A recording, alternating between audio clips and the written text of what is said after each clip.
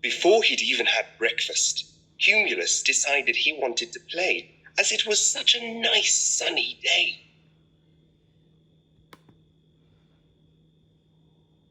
He left his home in Cloudland and wandered around for a while, but then he got a little bored.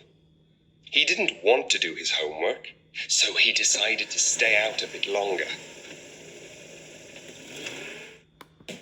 He saw lots of children playing on the ground and saw them having such fun. He was fed up of being on his own and wanted to try and find some friends to play with.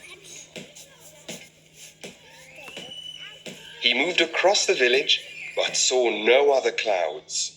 He went over rolling fields and tried to play Tig with his shadow, because he saw no other clouds. Cumulus did eventually notice Professor Cirrus up high, but he knew he was so flighty and indecisive he didn't approach him. His mum had said he was a bit of a character, and although he was a very clever and elegant cloud, you couldn't really take Professor Cirrus seriously. He looked like he didn't even know what direction he was going in, and Cumulus thought he probably wouldn't know which game to play. He kept going and saw the Mackerel family. They weren't so friendly with the other clouds, but they seemed to always be close. Always interfering, his mum said. Whenever you saw them, you just knew they were up to mischief, and that something would change in Cloudland, and not necessarily for the better.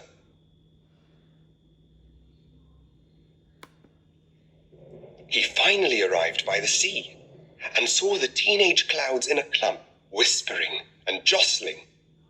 It looked like they were planning to gang up on someone or cause a bit of a rumble. Cumulus's mum had told him not to hang around with them. Teenagers can be a bit moody, she had said. But as he didn't have much choice, he decided to try and get their attention. He was much smaller than them, and so very cheerful. They just ignored him. And though it hurt a bit, he didn't cry. He just floated on his way.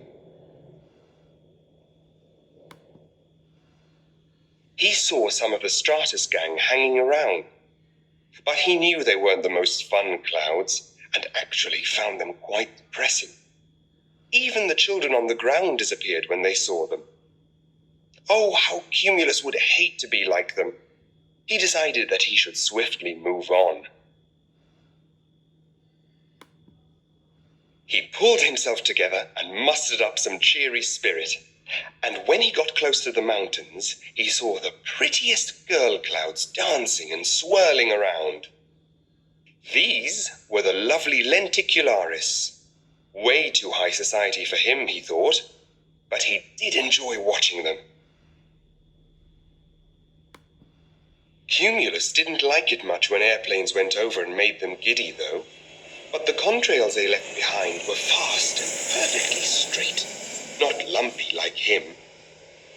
He so wanted to be a cool contrail when he grew up. He kept going, even though now he was very hungry, and saw his classmate, Kelvin Helmholtz, waving in the distance. He tried to wave back to get his attention, but realized it must be about tea time, as his friend was heading homeward and didn't seem to want to wait for him.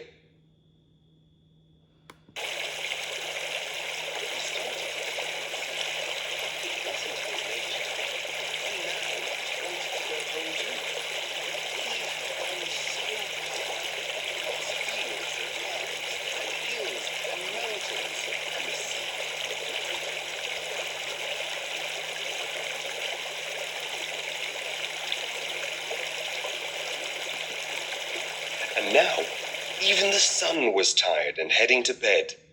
The cows were laying down in the fields, and it was starting to get dark. Every which way he looked, Cumulus kept seeing scary-looking clouds, which looked even scarier in moonlight. Was that a giant elephant? A shark? Oh no! Is that a dragon? Cumulus started to tremble, and he decided he would have to pluck up the courage to ask the wind to help him get home.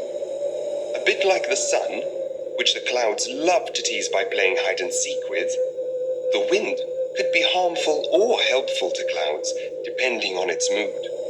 But it was only with certain clouds he was particularly mean. The wind saw how scared young Cumulus was, and picked him up gently, and started towards the direction of his home. This cheered Cumulus up, and he started to relax a bit and feel a little less scared.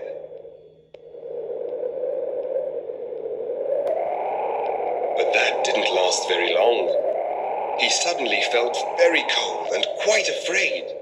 He saw his dad, Cumulonimbus. He looked very, very angry.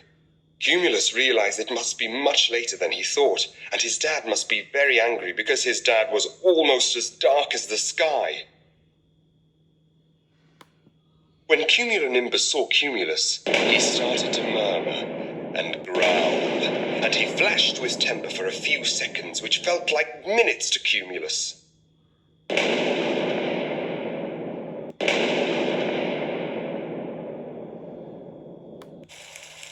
But then, after he calmed a little and softened up a bit, Cumulonimbus wrapped up little Cumulus in his arms and wept with relief. Cumulus felt sad and bad and happy all at the same time. "We were so worried about you," his dad said. "I didn't mean to worry you, Dad," said Cumulus. "I was just a bit lonely and wanted to find some new friends." Cumulonimbus understood and told Cumulus that he should spend more time with his younger cousins and other clouds who lived closer by, but woke up at a more reasonable time of day. Cumulus agreed and promised his dad he wouldn't go off on his own again and would learn to enjoy his own company closer to his town in Cloudland.